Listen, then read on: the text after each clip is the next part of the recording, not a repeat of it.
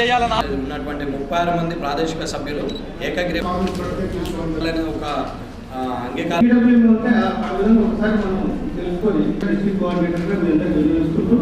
పర్సనల్గా ఇక్కడ ఎవరు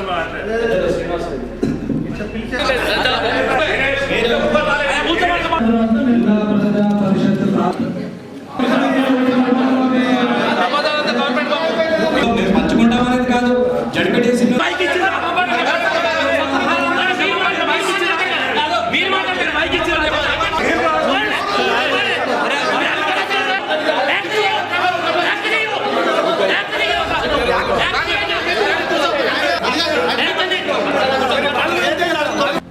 కోరం లేకుండా నేను తీర్మానం చేసుకోవచ్చు. యాజ్ ఎ కన్వీనర్ గా నేను డిసిషన్ తీసుకుంటాను. రాసివ్వండి.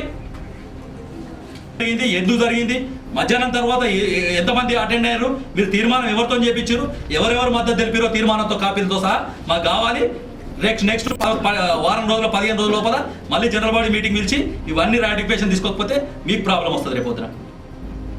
సభా ఈ జీవోలు ఇవ్వడం జరుగుతుంది. ఆ జీవోల మీద మనం కోర్టుకు కూడా పోవడం జరిగింది. కోర్టులో ఇప్పుడు ఆర్గ్యుమెంట్ నడుస్తుంది.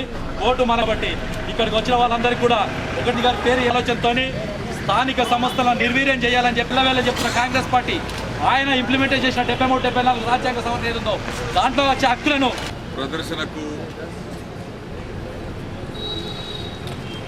మన పార్టీ ఏ అంశాలను మన బదులు స్థానిక సంస్థల ప్రతినిధుల యొక్క అధికారాలను ప్రభుత్వం తన గుప్పిట్లో పెట్టుకునేటువంటి ప్రయత్నం చేస్తున్న దానికి నిరసనగా